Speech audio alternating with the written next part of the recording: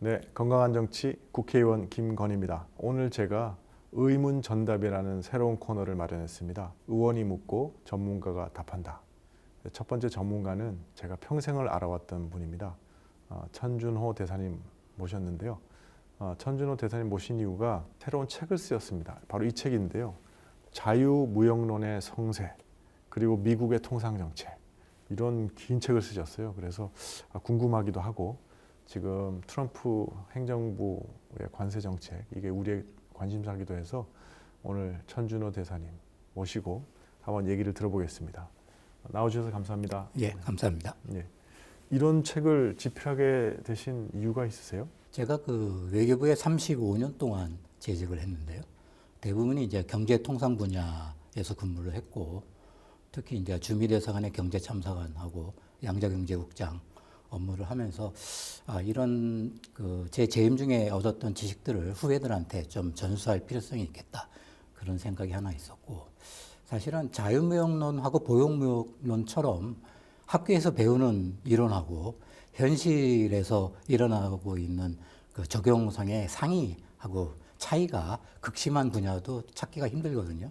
그래서 왜 이렇게 차이가 나는지에 대해서 개인적으로 좀 알아보고자 하는 호기심 충족 차원도 있었습니다. 네. 근데 제목은 자유무역론이지 않습니까? 자유무역론이 뭔가요? 자유무역론은 영어로는 프리트레이드죠. 이거는 이제 1776년 영국의 아담 스미스의 우리에도 잘 알려진 책이죠. 국부론에서 단초를 찾을 수가 있는데요. 기본적인 아이디어는 이겁니다. 개인과 개인이 자기가 잘하는 분야에서 그 분업 내지 특화를 해서 이것을 이제 서로 교환을 하게 되면은 이것이 이제 혼자서 모든 것을 다 하는 것보다는 훨씬 이득이 된다는 그런 아이디어인 것이죠. 이 아이디어를 개인과 개인 간의 분업 차원에서 산업과 산업, 그리고 이거를 더 확장해서 국가 대 국가 간으로 확장해서 유출하게 되면은 국가와 국가 간에도 서로 잘하는 것으로 특화를 했고 그 상품을 교환을 하게 되면은 이득이 되겠다라고 하는 게 자유무역론의 핵심이라고 할 수 있겠습니다. 그래서 저도 국부론 읽은 기억이 나는데, 네. 하여튼 핀 공장에 뭐 하루에 10몇 개 생산하는 게 그 분업하고 교환이 허용되면 이게 뭐 한 400개, 500개 이렇게 네. 생산력이 어마어마하게 발전한다, 뭐 그런 네. 읽었던 기억이 나는데, 그게 이제 자유무역론의 기초가 되는 거군요. 예. 그래서 이제 그게 이제 절대적 우위론이라고 했는데, 이제 나중에는 기업애용 차원에서 리카르도의 비교 우위론이 나오고, 그 이후에는 이제 그 노동 외에 이제 자본이라는 요소까지 넣어갖고, 노동이 풍부한 국가는 방글라데시 같은 나라죠. 노동 집약적인 섬유 같은 사업을 수출하고, 자본이 풍부한 국가, 예를 들어서 일본 같은 나라는 뭐 자동차나 전자제품을 수출하든지 이런 식으로 하는 핵쇼오링 이론이라는 것까지 전개가 되는데요.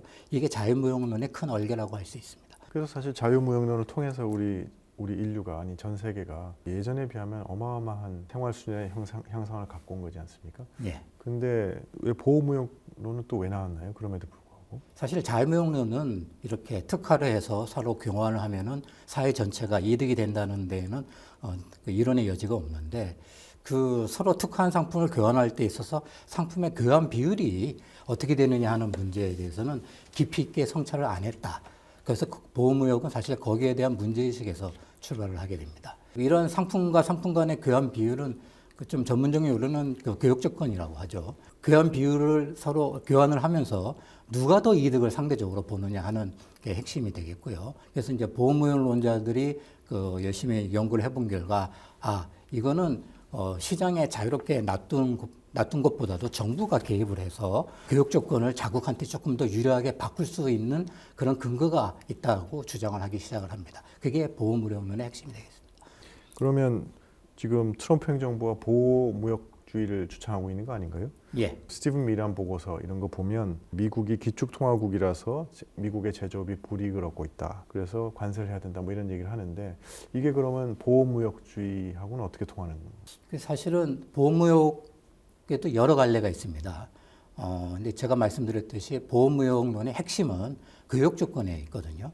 이게 그 상품과 상품이 교환되면서 누가 더 혜택을 얻느냐 하는 문제에 있어서 정부가 인위적으로 시장에 개입을 해서 교역 조건을 자국에 더 유리하게 바꿀 수 있다고 하면은 누구나 그렇게 할 수 있는 그런 인센티브가 주어지게 되겠죠. 그런 측면에서 보호무역은 세 가지 정도의 흐름이 과거에 있어 왔습니다.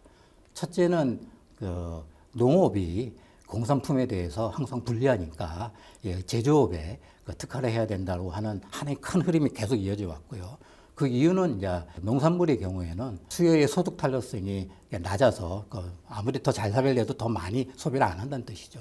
그리고 또 규모에 대한 수익 체감 산업이라고 하는데 이건 좀 어려운 말인데 노동력을 더 많이 투입할수록 산출되는 생산량이 더 많지 않고 더 적어진다는 얘기입니다. 사람을 더 많이 투입을 하더라도 어떤 거는 사람 한 명을 더 투입하면 생산물이 2배가 되는데 농산물은 오히려 더 적어진다는 얘기죠.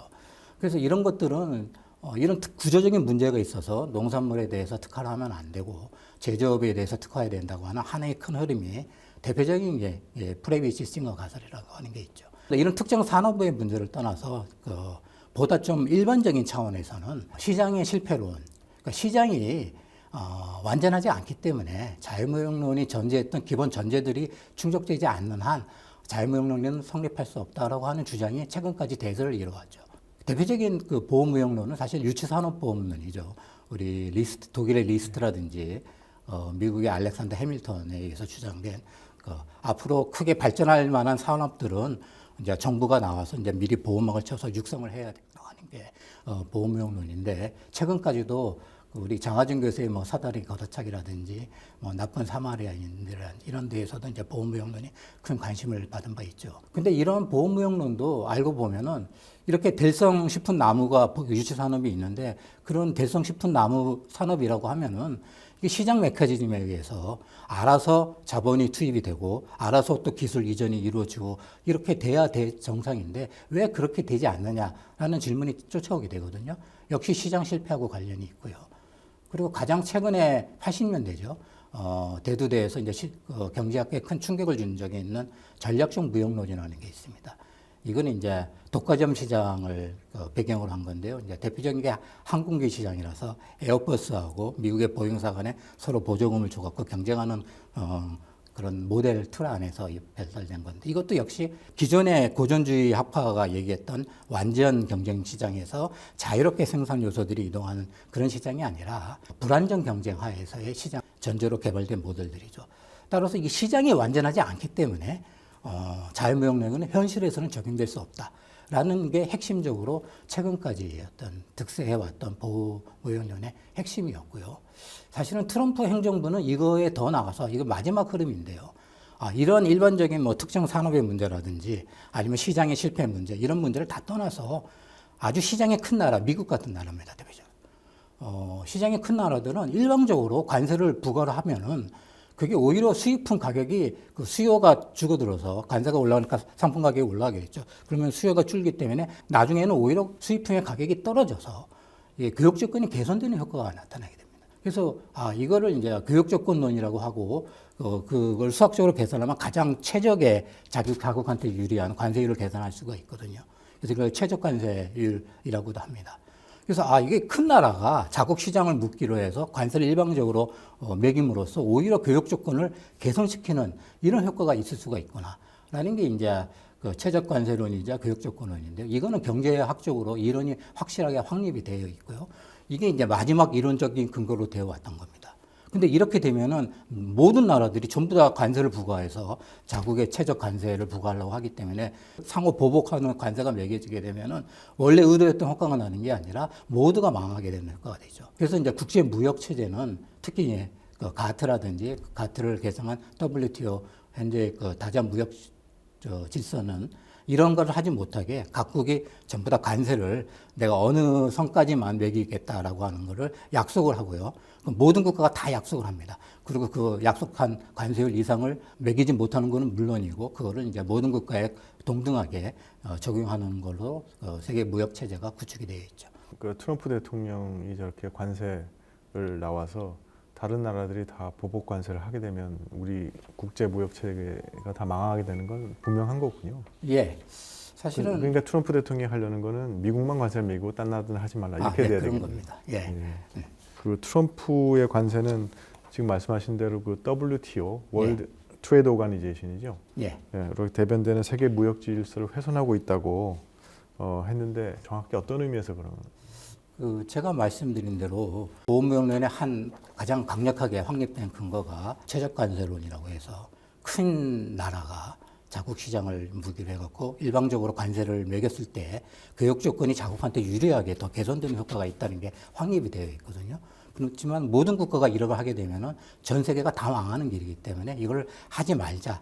그래서 서로가 매길 수 있는 관세를 전부 다 모여서 이제 약속을 하는 겁니다. 이걸 양어한다고 하죠. 그래서 양어한 관세율 이후로는 관세를 높이지 못하도록 지금 세계 무역 질서가 구축이 되어 있는데, 아시다시피 이제 4월 2일 날 트럼프 대통령이 이제 10% 보편 관세하고, 뭐 베트남은 뭐 심지어는 46%까지 가는 이제 거기에 상호 관세를 얹어서 아주 매우 높은 수준의 WTO 양화 관세는 뭐 비교할 수 없을 정도 높은 수준의 관세를, 그것도 한 나라가 아니라 전 세계를 대상으로 이제 발표를 했습니다.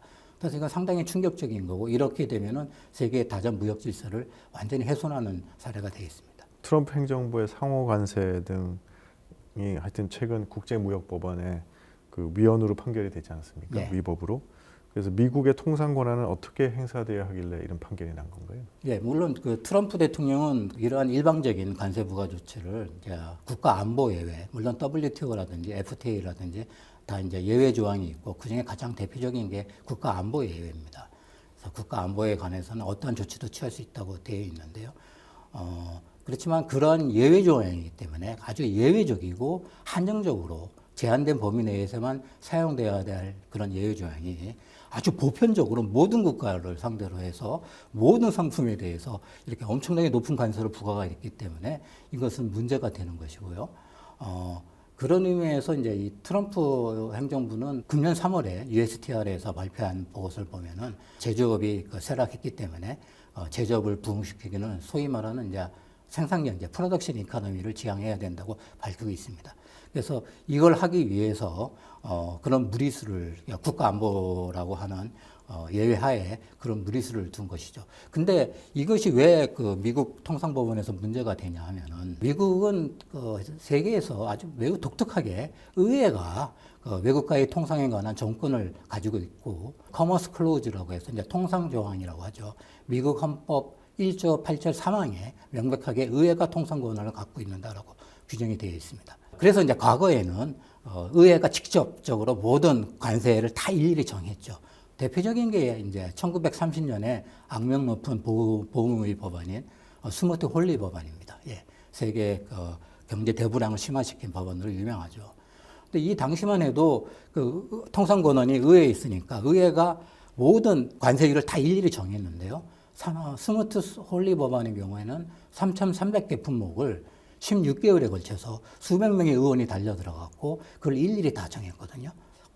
그러다 보니까 어떠한 그 문제점이 확인이 됐냐 하면은, 첫째, 이게 너무 방대하고요. 지금 관세율이 지금 10,000여 개가 넘는 그 세세한 품목을 다 일일이 정한다는 게 어렵고, 그 다음에 내용도 되게 세부적인 데다가 가장 큰 문제점은 이 의원들은, 여기 우리 김 의원님도 계시지만 이게 자기 지역구들이 있어갖고 이 보호 로비에 약합니다. 행정부와 달리 이렇게 여러 이해관계자들이 와서 우리 산업이 약하고 문제가 있고 해서 여러 로비를 하게 되면, 그래? 그러면 내가 보호해주자 해서, 이런 보호 압력에 취약하기 때문에, 보호주의 법안으로 쉽게 변질이 될 수가 있는 거죠. 그래서 이제 이 세계 대공황을 심화시켰다고 평가받는 스무트 홀리 법안을 계기로 해서, 이러면 안 되겠다. 그래서 이제 이걸 행정부에 이 통상 권한을 위임하기 시작을 합니다. 그 첫 번째 케이스가 1934년에 미 국무장관이었던 코르델 헐이라고 하는 국무장관 주도로 상호주의 간섭법이라는 게 1934년에 제정이 되고요. 이거는 이제 미국도 관세를 내릴 테니 서로 내리자. 그래서 외국 관세율도 같이 상호 협상을 해서 내리게 되는 협상 권한을 행정부에 부여하는 것이거든요. 이거는 이제 1958년까지 11차례나 연장이 됐고요. 그러고 나서 1974년이나 88년이나 이 이후에는 종합무역법이라고 해갖고 조금 더 포맷을 바꿔서 종합적으로 모든 무역을 다루는 종합무역법으로 확대되는데, 어찌됐건 그 상호주의 무역법의 정신은 지금까지 행정부에 위임해서 계속 내려오고 있는 거죠. 근데 이번 트럼프의 관세 조치가 왜 문제가 됐냐 하면은, 그건 제가 말씀드렸듯이 어떤 조건과 어떤 기간이라든지 이런 걸 한정을 해서 위임을 해서 그 한정된 범위 안에서 행정부가 의회에 통상 권한을 행사해야 되는데, 트럼프의 이번 조치는 1977년에 아이파라고 해서 이제 비상경제법안이죠. 그거를 통해서 그 WTO 양화 관세 이상의 관세율을 전 세계 국가에 대해서 시행을 했거든요. 이거는 이제 명백하게 미 법원의 관점에서 보면은 그 의회가 행정부에 완전히 그 부여한 범위를 벗어나게 해서 권한을 행사한 것이고, 그리고 이제 미 대법원에 의해서 확립된 원칙이 하나가 뭐가 있냐 하면은 행정부가 어떤 중요한 규제를 할 때에는 의회가 명백하게 그 규제 권한을 위임을 했어야 한다는 메이저 퀘스천스 닥트린을 하는 게 있거든요. 근데 그것도 역시 위반했다고 판정을 한 겁니다. 근데 그게 기사를 보면서 제가 궁금했던 건 그래서 바로 가처분 비슷하게 하지 않았습니까? 이 그 효력을 정지한다고. 그런데 그게 그다음 2심 법원에서는 유효하다 뭐 이렇게 된 거 아닌가요? 유효하다고 한 게 아니라 일단은 그 본안에서 이제 2심 최종 판결이 나올 때까지는 그 2심 판결의 효력을 유지시켜 둔 것이죠. 2심 판결 효력은 유지되는데 관세는 그렇죠. 그러니까 관세는 계속 그렇죠. 관세를 그 계속 유지가 되게끔 관세를 그 해준 것이죠. 스테이 오더라고 해갖고 최종 2심 판결이 날 때까지는 행정부의 관세가 계속 유지될 수 있도록 시간을 벌어준 것이죠. 그러면 최종 2심 판결은 시간이 얼마나 걸리나요? 그게 일찍 나올 것 같으면은 우리가 빨리 협상할 필요도 없는 거 아닌가요? 제가 정확하게 법원에서 언제 나올지는 지금 알기는 어려운데요. 물론 이제 2심 판결이 나오면은 또 대법원에 또 가겠죠. 그래서 이제 시간은 계속 딜레이가 될 겁니다. 근데 최종적으로 제가 말씀드렸다시피 이 트럼프 행정부의 관세 조치는 이게 기존의 의회에서 위임된 범위를 벗어난 것이기 때문에 이게 위헌으로 판정될 가능성이 매우 높거든요. 아마 트럼프 행정부도 이거를 잘 알고 여러 가지 대안을 고심해 왔던 걸로 언론에 보도가 되고 있습니다. 근데 설사 최종적으로 대법원에서 이게 이제 위헌이라고 확정이 되더라도 트럼프 행정부는 다른 대안들이 있습니다. 예를 들어서 이제 전통적인 301조라든지 뭐 무역확장법에 대한 국가안보에 대한 232조, 게다가 아직까지 그 발동을 안 했지만은 그 122조도 있고요. 이거는 150일 동안 15% 관세를 매길 수 있는 거죠. 그리고 338조, 50% 관세를 매길 수 있는 338조도 있습니다. 그래서 사실 이거 말고도 다른 수단들이 있기 때문에 트럼프 행정부의 관세 조치는 앞으로도 계속 지속될 것으로 보입니다. 근데 왜 다른 수단이 있는데 이렇게 법적으로 문제될 수 있는 수단을 골라서? 그게 가장 용이하니까요. 쉬운. 가장 쉽고 빨리 할 수 있고 뭐 기간이나 이런 관세율이라든지 이런 거 제한 없이 마음대로 국가안보라는 이유하에 마음대로 할 수 있는 가장 편한 수단이었기 때문에 이걸 한 겁니다. 7월 9일까지 지금 90일간 상호주의 관세 적용이 유예된 상태이지 않습니까? 그 전에 협상을 끝내야 된다고 그러는데 이거 뭐 향후 전망은 어떻게 보세요? 지금 영국하고만 협상이 타결된 거죠? 영국하고만 협상이 타결이 됐습니다. 그 결과를 보면 사실 우리나라와도 협상 결과가 어떻게 될지 어느 정도는 유추해 볼 수 있는 여지가 있는데요. 10% 보편 관세는 그대로 남았고 자동차에 대해서는 이제 쿼터를 적용을 해서 일종의 TRQ죠. 완전한 쿼터가 아니고 TRQ는 이중 관세라고 해서 그 쿼터 범위 내에서는 TRQ가 뭐의 약자인가요? 타리프 쿼터의 약자입니다. 쿼터, 그래서 이제 할당 관세라고도 흔히 얘기를 하는데 그 정해진 쿼터 안에서는 저율 관세로 수입을 하고 관세가 아예 없거나 아주 미미한 관세율로 수입이 되고 그 쿼터를 넘어가게 되면은 이제 높은 원래의 관세가 부과되는 것이죠. 그래서 10만 대인가요? 영국의 경우는 자동차에 대해서 TRQ 적용을 받은 걸로 제가 알고 있는데요. 여기서 이제 우리가 생각해 볼 것은 이제 언론에서 지금 얘기를 많이 하는데 7월 9일이 이제 얼마 많이 안 남았고요. 우리나라도 지금 협상을 한창 하고 있는데 한 18개국 정도 하고 주요국하고 협상을 하고 있다고 알려져 있는데 영국 외에는 아직까지 협상 타결국이 없습니다. 그 이유는 개인적으로 보기에는 트럼프 대통령이 너무 멋을 낸 거죠.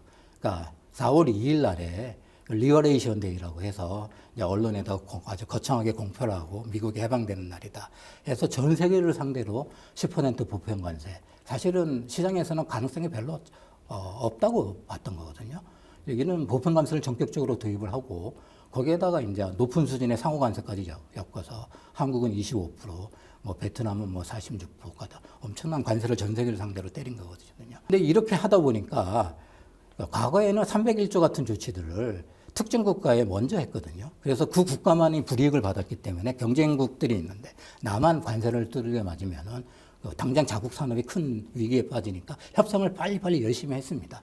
근데 지금은 똑같은 조치를 비슷하게 전 세계를 상대로 공통으로 했기 때문에 높은 관세는 부과하게 되지만은 조건은 다 비슷한 거죠. 그러니까 급할 게 없고 서로 눈치를 보는 장세가 벌어졌고 그러다 보니까 지금 협상이 약간 더디게 가고 있는데 그래도 뭐 어찌됐건 타결은 되겠죠. 예. 벌써 우리 현대자동차는 수출하는데 벌써 25% 관세를 맞아가지고 뭐 한 달에 8천억씩 돈이 나오고 있다 뭐 이래서 큰일 났다 뭐 이렇게 얘기들이 나오고 있는데 예. 지금 7월 9일인가요? 그때까지 안 되면은 나머지 우리가 미국에 수출하는 많은 우리 사실 특히 중소기업들이 수출하고 이런 상품도 25%가 관세를 맞게 되는 거지 않습니까? 예. 그러면 큰 영향이 있지 않을까요? 그러니까 협상을 잘 해야죠. 예, 협상을 잘하고 아마 우리 정부가 여러 가지 협상 카드를 갖고 미국하고 협상을 잘하고 있다고 믿습니다. 그런데 이제 제가 말씀드린 대로 영국과의 사례를 보게 되면은 10%의 보편 관세는 남았거든요. 그리고 트럼프 정부가 관세를 그 자국 제조품의 핵심 도구로 사용하겠다고 이미 천명을 한 이상 이걸 관세를 완전히 없애고 이제 타결이 됐으니까 이제 옛날에 뭐 한국은 FTA도 있으니까 무관세 체제로 간 이것까지 기대하기는 사실은 쉽지 않거든요. 그런 의미에서는 한국이 여러 가지 가능성을 놓고 대비를 해야 된다고 생각을 합니다. 그 참 한미 FTA 말씀하셨으니까 그럼 이렇게 되면 한미 FTA는 뭐 어떻게 되는 건가요? 지금 한미 FTA는 상당히 조금 오커드한 상황에 놓여 있죠. 오커드 나는 이제 약간 좀 어색한 상황에 네. 놓여 있습니다. 그러니까 미국은 20개국에 대해서 14개 FTA를 체결하고 있고요. 맨 처음에 맺은 게 1985년에 이스라엘하고 맺은 겁니다. 근데 과거에 나프타, 지금은 USMCA라고 하죠. 이 북미 통합을 하는 요 캐나다, 멕시코와의 FTA하고 한미 FTA 정도만 상업적으로 의미가 큰 FTA이고요. 나머지 FTA들은 이스라엘을 포함해서요. 대부분 다 외교 안보적인 고려에 의해서 체결된 것이라서 상업적으로는 이렇게 의미가 아주 크다고는 얘기되지는 않습니다. 근데 저희가 미국하고 FTA를 맺었을 때는 미국의 평균 관세율이 WTO에 양호한 그 선이 조금 나는데요. 한 2.5% 정도라고 얘기를 했거든요. 한국은 약 8% 정도였고요. 그래서 이제 상호 관세를 없애다 보니까 우리가 높은 관세가 높았는데 서로 없으면 우리가 더 손해가 아니냐 뭐 이런 얘기하는 사람도 당시에 있었는데 어찌됐건 미국은 당시에 관세가 그렇게 높지가 않았기 때문에 FTA가 체결이 됐어도 그 여타 경쟁국들이 받는 그런 상대적인 불이익은 그렇게 크지를 않고 충분히 극복될 수 있는 거였죠. 예컨대 일본의 자동차 수출 같은 것들이 그 예입니다. 근데 지금의 경우에는 그 FTA가 무력화됐다고 지금 얘기를 하는데 지금 25% 관세를 그것도 FTA 체결한 국가에 대해서 예외 없이 부과를 했는데 아마 제 생각은 USMCA의 경우는 미국 북미 시장이 이제 지금 너무 통합이 돼 있기 때문에 이거는 완전히 옛날로 되돌리기는 어렵고요. 그래서 그거는 특별한 고려가 부추어질 겁니다. 그렇게 되면 남은 거는 상업적으로 남은 FTA는 한국과의 FTA인데요. 근데 한국은 이렇게 뭐 USMCA 같은 그런 레버리지가 없어서 그리고 제가 말씀드린 대로 지금 최소한도 만약에 최종 협상 결과 10% 내외의 그 보편 관세가 남게 된다고 하면은 그런 상태에서 한국과의 FTA를 다시 원선복귀시킨다. 이거는 사실은 생각하기가 어렵거든요. 그렇게 되면 아마 일본은 난리가 나겠죠. 예를 들어서. 그래서 상당히 어려운 여건에 있는데 우리가 협상팀이 협상을 잘해야 되겠죠. 근데 최종적으로 저희가 우려하는 그런 현상이 벌어진다고 하게 되면은 미국은 10% 내외 관세를 한국에 매기는데 계속 매길 거고요, 앞으로. 근데 우리는 계속 한미 FTA에 따라서 무관세로 수입을 한다? 이거는 서로 협정의 정신에 맞지도 않고 이렇게 협정이 이행되기는 어려운 것이죠. 그렇게 되면은 FTA의 한미 FTA 미래에 대해서 우리 정부가 많은 고민을 해야 될 거로 보입니다. 마지막으로 하나 여쭙고 싶은 거는 그래서 우리가 7월 9일에 다가오고 있고 네. 한미 간에 이제 그 관세 협상을 하려고 지금 며칠 전에 임명된 그 여왕부 통상교섭본부장도 지금 예. 미국에서 협의하지 않았습니까? 그리어 그 USTR 대표도 만나고 뭐 러트닉 상무장관도 만났다고 그러는데요. 어떻게 하면 우리가 좀 더 효과적으로 미국하고 협상을 해갈 수 있을까요? 이렇게 좀 해라 하고 좀 혼수 두실 게 없으신가요? 우리 대사님께서?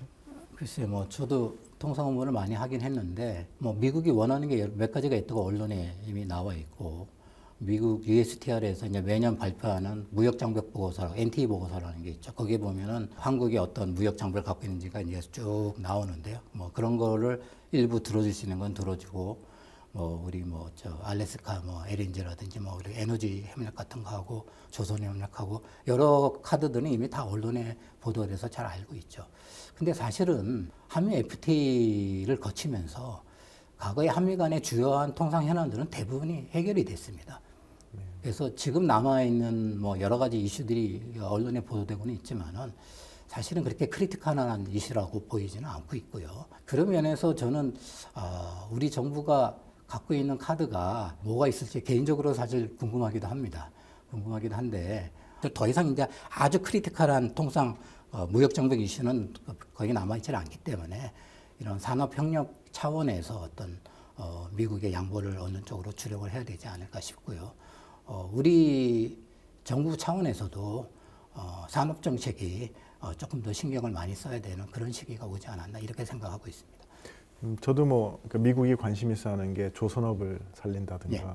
아니면 이제 원자력 발전소를 앞으로 많이 건설해야 된다든가 그러니까 예. 미국의 제조업을 살리는 예. 게 관심이 있는데 예. 근데 그러려고 그러면 결국 우리 기업들이 미국에 가서 투자하고 이런 거지 않습니까? 예. 근데 그거는 기업이 이제 자율적으로 결정하는 사안인데 예. 정부 간의 협상을 통해서 그런 것이 또 어떻게 타결이 될 수 있는 건지 모르겠습니다. 사실은 그게 큰 문제였죠. 지금 트럼프 행정부의 보호주의는 1980년대 레이건 행정부 시기의 보호주의를 많은 부분에서 연상시킨다고 얘기를 합니다. 그 당시에는 이제 신보호주의 시대라고 해서 지금은 이제 중국 얘기를 많이 하지만 당시에는 이제 일본으로 인한 그 수입 급증이 큰 문제가 됐었고요. 그래서 그때도 이제 미국 제조업이 큰 피해를 입으니까 많은 그 수입 구제 조치들이 동원이 됐고 대표적인 게 자동차나 반도체에 대한 수출 자율 규제 같은 것들이 대표적인 것이죠. 근데 이제 당시하고 지금하고는 여러 가지 면에서 뭐 차이가 있죠. 당시에는 주로 이제 자유무역을 레이건 행정부는 표방을 했기 때문에 트럼프 행정부처럼 아주 그냥 관세를 무기로 직접적으로 전면에 내세우고 다자 무역 질서를 직접적으로 거의 뭐 부정하는 듯한 이런 행태는 나타나지는 않았고 그리고 이런 또 레이건 행정부의 그 신보 시절은 결국은 이제 그 플라자 합의를 통한 환율 조정하고 그다음에 냉전이 종식되면서 이제 소위 말하는 신자유주의가 세계화라는 이름 하에서 확산되면서 결국은 막을 내리게 되고 이제 WTO 체제가 다시 들어왔죠. 이런 면에서 이제 트럼프 행정부는 나중에 학자들이 이제 규정을 하겠는데 다시 이제 근본적으로 어떤 하나의 통상의 패러다임이 기존의 이제 다자주의의 규범에 근거한 다자주의 무역 질서에서 이제 자국의 이익을 중시하는 일방적인 보호 무역 조치로 이제 통상 패러다임이 근본적으로 전환됐다라고 이렇게 얘기할 수 있지 않을까 싶습니다. 결국은 단업적인 협력, 예. 일종의 그 산업동맹, 인더스트리얼 얼라이언스라는 아이디어를 제시해서 이 무역 분야에서는 미국의 양보를 얻어오는 그게 큰 그림이 되겠네요. 우리가 조선업이라든가 뭐 이런 거 협력해주고 민간 기업이 네. 투자를 하는 걸 정부가 어떻게 뭐 강제를 할 수 있느냐라는 것들도 역시 마찬가지로 1980년대 레이건 행정부의 신보호주의 시대 때도 많이 이슈가 됐던 이슈죠. 당시에는 관리무역이라고 했습니다. 매니지드 트랙이더라고 해갖고 애초에 그 수치 목표를 우리 뭐 딱 정해져서 그 미국으로부터 뭐 시장 미국 그 자동차 부품을 뭐 시장이 뭐 25%는 수입을 해야 된다든지 이런 식의 구체적으로 관리무역을 했었던 거거든요. 그리고 투자도 얼마만큼 하라는 식으로. 근데 이런 수치 목표가 설정이 되면은 당시에 일본 정부는 이거는 시장에 의해서 민간 기업들이 알아서 수입하고 하려고 하는 건데 우리가 어떻게 수치 목표를 정해서 민간 기업 영향까지 하느냐 이런 거는 못한다라고 많이 저항을 했던 겁니다. 그런 의미에서는 사실 정부에 할 수 있는 역할이 한계가 있는 건 사실인데 그럼에도 불구하고 역시 우리 현대자동차라는 이런 민간 기업들도 큰 정부 정책의 흐름이나 이런 걸 알고 있기 때문에 여기에 맞춰가서 자기네들의 자국 기업의 이익을 최대화하기 위해서 그런 정책을 세우겠죠. 일본 자동차가 현지 생산을 하게 된 것도 사실은 그 당시에 이제 그런 보호무역 조치들 때문에 그걸 뚫기 위해서 결국은 현장에 자동차 공장을 세우기 시작했던 거거든요. 우리 현대자동차가 최근에 루이지애나인가요? 예, 자동차 공장 투자를 이렇게 발표하게 된 것도 다 비슷한 맥락이라고 할 수 있겠습니다. 예. 네. 그리고 사실 그 일본 80년대 레이건 행정부 예. 때 얘기하시니까 그때 사실 반도체에 대해서 그 시장 규제를 하면서 그때 우리 반도체를 시작해가지고 우리가 오늘날 반도체 강국이 된 거지 않습니까? 예, 그런 측면도 있죠. 예, 이런 것처럼 지금 트럼프의 어떤 이 관세 전쟁 예. 이거를 보면서 사실은 우리가 이것 중에서 어떻게 기회로 삼을 수 있는 건 없나 이런 생각이 드는데 어떤 기회가 있을 수 있다고 생각하세요? 뭐 이미 언론에서 많이 보도가 돼. 대표적인 게 뭐 조선산업 같은 것들이죠. 예. 그 미국의 이제 조선업이 그 자기네들 해군력을 지탱할 수 없을 정도로 이제 낙후가 돼 있었고 지금 세계 조선산업을 주도하고 있는 거는 이제 일본하고 중국하고 한국 3개국인데 뭐 중국은 뭐 협력할 수가 없고 일본보다는 한국이 더 경쟁력이 있으니까 우리 이제 조선산업이 대표적인 협력 파트너로 구성이 된 것이고요. 그 원자력도 마찬가지죠. 요새는 이제 SMR이라고 해갖고 이제 소형 모듈로 하는 그런 원자력 산업이 대세이긴 한데 미국이 이제 과거에 이제 탈원전을 하면서 원자력 발전소를 짓지 않아온 지가 무진장 오래됐기 때문에 건설 분야에 있어서는 한국의 경쟁력이 압도적으로 있는 거고요. 그래서 이런 원자력이라든지 조선이라든지 이런 면에서 한미 간에 협력할 수 있는 분야는 충분히 있다고 봅니다. 네, 알겠습니다. 감사합니다. 오늘 첫 번째로 의문 전답 해봤는데요.